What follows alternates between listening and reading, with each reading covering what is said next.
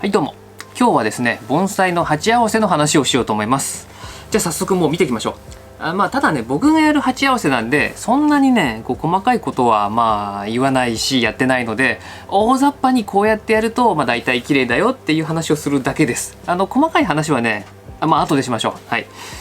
まずですね、盆栽鉢には、大きくすっごい大きくですよ分けて2種類あって、こういう四角いもの、角のある四角いもの、長方形だったり正方形だったりはしますけど、四角いものと、もう一つは丸いもの、楕円のものとかもありますけど丸いものの2つと、さらにはこういう泥物って言われる焼き締めた鉢ですね。こういう鉢と釉薬がかかったこういう化粧鉢がありますと。でそれぞれどういう印象の違いがあるかっていうとこなんですけど、まずねちょっと丸と四角からいきましょうか。よいしょ。ここに2つ同じ泥物ですけど丸い鉢と四角い鉢を用意しました。でどっちかっていうと四角い鉢はちょっとねかっちりしたピシッとしたね、言うなればスーツをきっちり着込んだサラリーマンのような、そういう感じのしっかりしたイメージですね。カチッとしたものに合います。で逆にちょっと丸い感じ、楕円のものとか丸のもの、これはね少しゆったりとした優しい印象を与えます。なのでそうだな、すごい大雑把な言い方ですよ。四角いものには比較的かっちりしたもの、盆栽、すごい盆栽っていう感じの形のものはよく合います。で逆にちょっと緩やかなこういう雑木っぽいものとか、あと寄せ植えはこういう丸とか楕円、そういう鉢が合いますね。例えば焼き締めたこういう泥物ですね、こういうものに入れるものの例としては今入ってる、松ですね、松とか真柏ですね。ちょっとこれもかっちりした形に作ってあるので、こういう角があるね四角い鉢のが合うかなって感じですね。真柏とか、あとこれは素焼き鉢に入ってますけどヒノキですね。こういった小柏類はさっき紹介した、こういう泥物の鉢に合うっていうことになってます。楕円のものでも OK と。でそれと比較して、雑木類はですね比較的こういう色のあるね釉薬のかかった鉢に入れると合うかなと思います。その入れ方にもねいろいろ理由があって、例えば寄せ植えとかだったらもうちょっと楕円のものに入れた方がいいとかあるんですけど、その辺はね、正直好みでいいかなと僕は思ってますけど、ただやっぱりねこの大雑把なルールは少し守った方がいいのかなと。急遽赤松をしょうがないんで釉薬のかかった鉢に入れてますけど、やっぱね最初は綺麗だなと思うんですけど、途中から違うなって思ったりするので、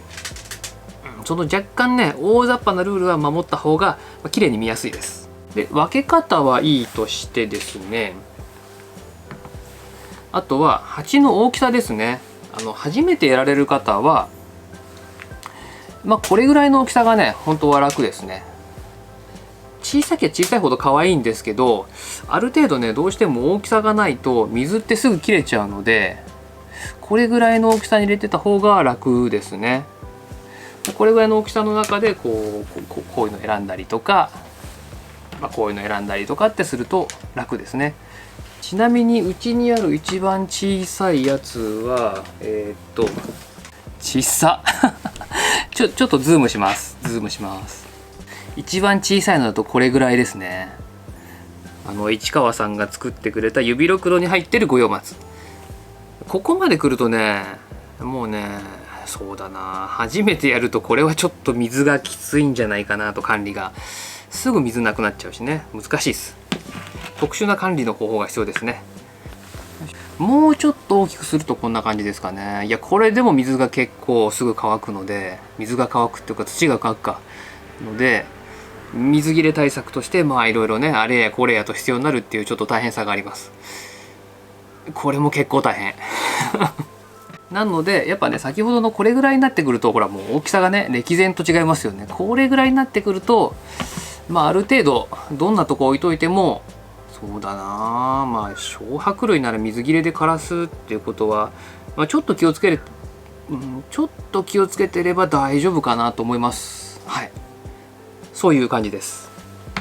まあ以上ねざっと説明してきましたけど、まあ一応ルールはこういうふうに大枠ではあるんだけど、ただまあ好きなものをね好きなものに合わせた方が面白いので、これもねやっぱね最初これルール違反ですけどこの合わせ方でもやっぱりこう最初ね作ってみた時にこれ面白いと思ったんで、そういうなんていうかね面白いと思って、まあ、楽しいと思ってやるのがね一番大事なので、そこら辺はまあ好きな合わせ方して自分のねよいしょこっちでいいか、自分の一番楽しい盆栽を追求していくのがいいかなと思います。ただまあちゃんと展示会とかそういう大きな展示会とかね、なんだろう、あと基本に忠実なしっかりした盆栽をやりたい場合はその辺はちょっとね細かく調べてもらって、これにはこういう鉢、これにはこういう鉢、これにはこういう鉢って一応ルールがあるので、まあ、例えば花が咲く盆栽だったら上の花と下の鉢は同じ色にしないとかねあるんですけど、まあ、僕はもちろん破ってんですけどね、その白い花が咲くのに白い鉢に入れたりとかするんですけど、それもまあ OK ですし、本来はダメなんですけど楽しめればまあいいかなと思いますので、最初はそういう形で。ただね、まあ育てるっていう面を考えるとやっぱりね普通のよいしょ今みたいな鉢に入れるとちょっと良くないので、こういうねスリット鉢ですね、プラスチックのスリット鉢であったりとか、あとまあ素焼き鉢だったりダウン鉢、こういうのに入れるのが一番木が元気に育ちますので、まあそういうのを選んで入れるのがいいかなと。なのでまあ用途とか自分の好みとかにこう合わせて鉢や薪を選んで環境を作ってあげるといいかなと思います。ちなみにねちょっとベランダの様子を少し映して鉢のことについてね喋ろうかなと思います。盆栽鉢ってですねまあそんな高いものじゃなきゃ基本的に僕はその場でもう買った方がいいと思うんですよ。盆栽店に行ったりとか即売会で見た時にちょっといいなと思ったらもうね買った方がいいと思います。もちろんその1000円2000円3000円クラスのものになると思います。5000円1万円2万円3万円ってなってくるともうね有名な作家さんの鉢にこうだんだん入ってくるんで簡単には買えないと思いますし、まあ人気の作家さんだとすぐ売り切れたりするのかな、するんだと思うんですけど、まあただその安いものでもやっぱね1本の木に対してだいたいですね鉢3つぐらいはないとうまく合わせられないと思うので、まあ、特殊な能力を持っててねとかベテランさんでもう大きさは慣れてるこういう目方を測るのはすごい得意っていう人は大丈夫だと思うんですけど、そうじゃない場合はだいたいこの1本に対して3つのね鉢ぐらいを用意しといて、で植え替える時に実際入れてみて、でどれが合うかなって考えるのがいいと。なので僕のベランダの方の棚もねちょっと見てもらったと思うんですけど、結構鉢余ってますよね。でもねそれぐらいないと、実際にこう植え替えをしていざやってみた時にどうも鉢の大きさが合わないとかどうも形違うなっていう風になるので、なんかねその気になったものはどんどん買った方がいいと思います。で実際にやる時に